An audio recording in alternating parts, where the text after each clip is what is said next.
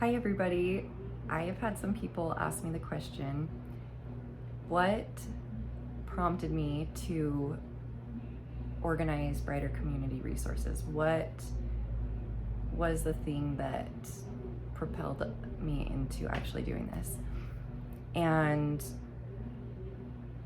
I want to say there were several things. So for several years now, I have wanted to create a nonprofit. I had gotten to a place in my life where just several factors that fed into each other opened my eyes to the reality that there are so many resources out there, and yet because we don't know what we don't know, so many of us are limited because of our lack of resources. But that doesn't necessarily mean that the resources don't exist. So a huge part of me has wanted to offer healing resources to individuals that need emotional therapeutic healing. For me, I have had the privilege and the resources to be able to go to therapy. And I know that that is not something that is doable for everyone, but it is something that has had such an impact in my life, and it has helped me to gain more self-awareness, more empowerment, and more of a recognition of what is really within my control and my power to change or influence, and what isn't. And it took me years. Like I've been in therapy for years, and I still continue to go back and revisit. And not only therapy, I have a dear friend that does emotion code, and that is something that has been such a gift in my life. Also, it's helped open my heart and mind to more self-awareness about myself and self-awareness. And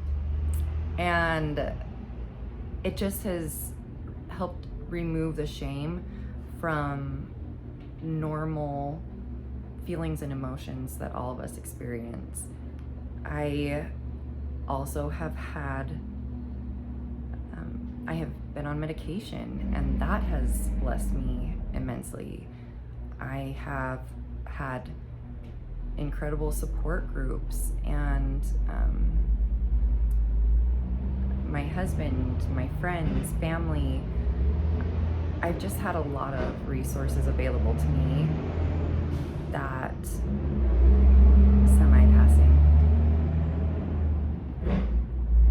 I've just had a lot of resources available to me that I know a lot of other people have not had access to. And just that awareness made me want to create a space or create an organization or something that could offer resources that are more available to the average person. And I just have been pondering on it for several years. I didn't know what that would look like. I just started talking about it. I thought that, maybe other people have information that could help guide me in the right direction, And so I just continued to think and ponder and talk to people about this dream. And so when we moved here to Costa Rica, we met Sophia and Jefferson and just instantly became friends with them. They are so easy to connect with, and just kind, good, hardworking people. And I remember as we got to know them better, just that reality sinking in further, right? That lots of times we are limited due to not having the resources available to us, due to not knowing what we don't know, and being limited in our network and support system, and just realizing sometimes that we can do everything that we know how to do and still feel stuck in our circumstances, or still be limited by our circumstances. I just remember talking to Sophia and Jefferson, and this reality becoming clear that both of them are highly educated individuals. Sophia is a physical therapist and Jefferson is a lawyer. Both of them got their degrees in Venezuela, but then later, after they both graduated, all of the turmoil that went on within the government in Venezuela caused them to need to flee and seek refuge. And so for the last 6 years now, they have been in Costa Rica. And for those 6 years, they have been trying to get into the United States and working really hard. But neither of their degrees transferred over from Venezuela to Costa Rica. And so neither of them have been able to practice the things that they studied for. And so both of them have been limited to working low paying, hard labor jobs. And I just remember it settling in for me that even these people who have worked really hard, who have done all of the right things, and even they are struggling, even they feel stuck and unable to really, they're unable to be the drivers in their lives, and that can feel really hopeless and disempowering. And so I remember hearing that, and then as I got to know more people within our community and getting to know more about my kids' school, I just realized it's not that we as people are better or more capable or whatever than others, that we are at the top or further along than others, but rather it is the luck that we have been given, the resources that we have, that we have whatever it is that we have and others don't. Struggling to say what I'm trying to say, but just that there is an inequality in what some people are able to receive versus others, and it's not due to one being a harder worker or more educated or any of those things. It's just, it seems like luck to me. And I just remember feeling like if we could help provide more resources, I don't think it will completely close the gap, but it will at least empower people to feel like they are capable. They can make changes in their lives that they want.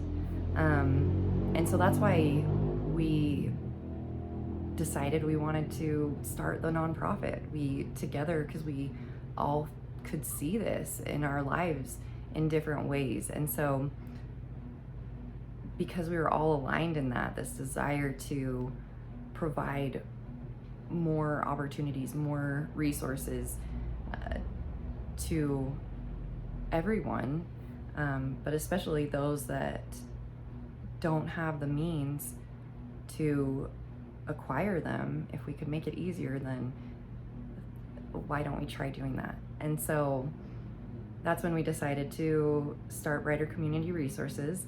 And at the time, I was finishing my degree through BYU Idaho, and I was in another motorcycle. And I was in, I want to say, family and community relations class. I was in that class, and they went over a nonprofit. And at that time, I had already started looking into how we could organize a nonprofit. I was looking up what the requirements were, all of that, and I just remembered being so overwhelmed by everything because there's so much to do. And I remember learning in my class just that there are resources out there, right? So it opened my mind to this new reality. I didn't know what I didn't know, and this class gave me answers that I didn't even realize I was looking for because I didn't know, right? And they suggested that there are professionals out there that do this for a living. And so I thought maybe that's what we should do. That could be worth it. And I remember looking into it, and it was going to be a few $1,000s. And I just was weighing, is this worth it? Like, this investment to have someone who knows what they're doing, but it will be a few $1,000s, but then it saves me like the time, money, and mental energy. And so we ended up going that direction and having someone who does it as a living help us file for our 501c3 status, create a board, all of these things that we had no idea went into it. She helped guide us along the way, and it made all the difference. It was so much easier with her. And so if anyone's wanting to start a nonprofit, I know that it can feel overwhelming to invest a few $1,000s up front, but I would say that it has been completely worth it from my perspective. So it was just amazing to see, though, like all of these little things falling into place and